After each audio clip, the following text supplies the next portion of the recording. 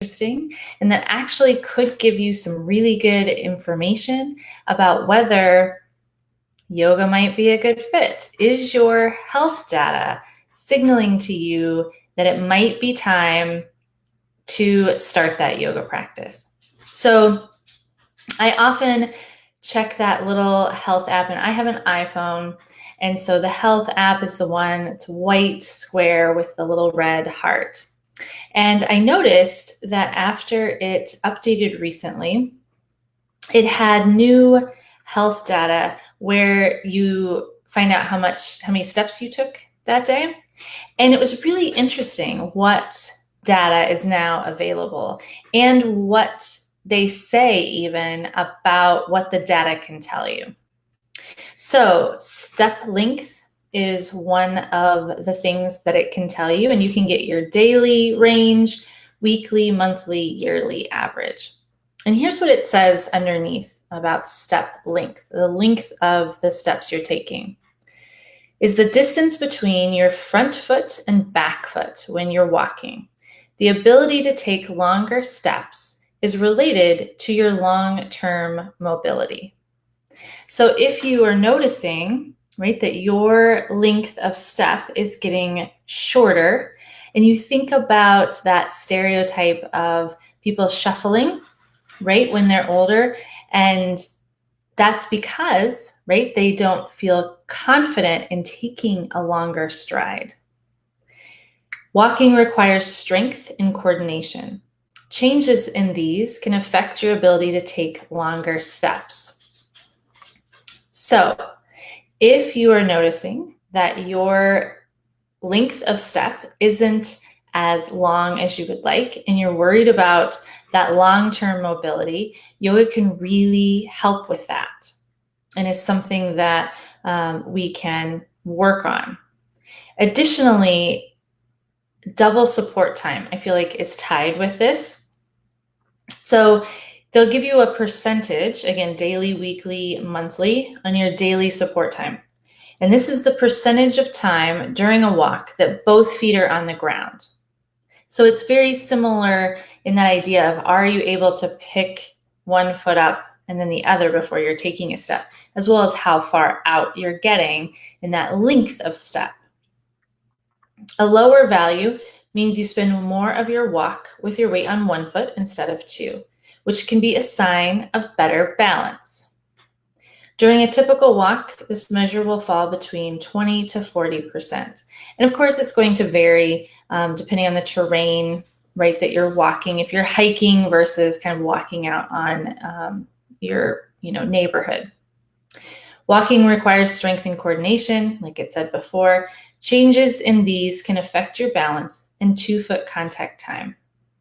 Okay, so balance, right? That ability to lift one foot off and not have both feet on the ground and to take longer, bigger strides, that requires strength, coordination, and balance.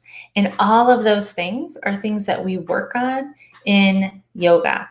And in my vinyasa classes, we do balance every practice. It's sometimes not everybody's favorite. Sometimes it's a little begrudging because oftentimes it's a struggle. Balance is something that a lot of people struggle with. And that's why we work on it, right? Is because balance is so important in our mobility, in being able to walk with one foot and then the other, and to keep our balance. And winter's coming, right? So that sometimes makes balance even more important if you live in a temperature and climate like I do, where we actually get winter and ice and snow. Additionally, they have walking asymmetry.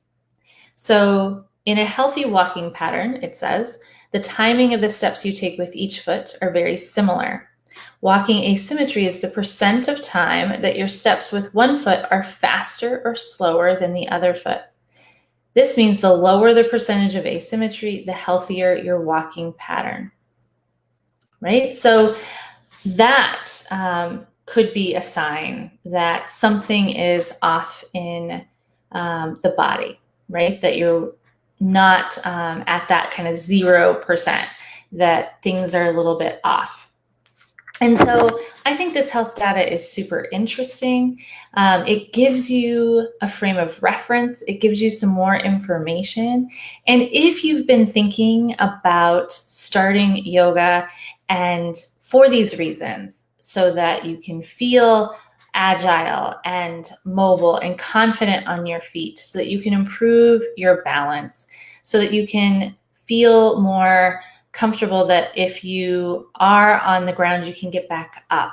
Those types of things. Those are major goals for people, to be able to get down on the floor and play with their grandkids and then be able to get back up, right? Different things like that are just as legitimate of reasons to start a yoga practice as any other.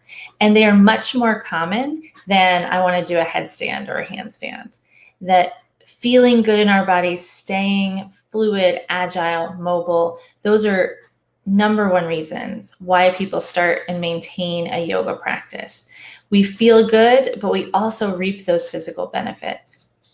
And if you are thinking about starting a yoga practice, I have a completely online beginner's course that I'm happy to direct you to. I also am going to be leading some 90-minute sessions, both in person in Kirksville, if you live here, and virtually. They'll be live, but I will offer them virtually as well. So you can join in however you like. I'm going to be doing several of those in January. So send me a message to get the dates and times for those so that you could get started in a safe way, right? We want to start a yoga practice, but we want to start it safely as well. And so I have 90-minute sessions coming up virtually and in person, as well as an online complete beginner's course, and any of those options can get you started.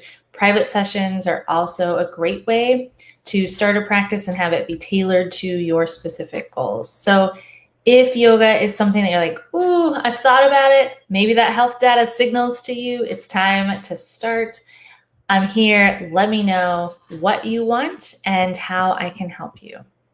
Have a great rest of your day.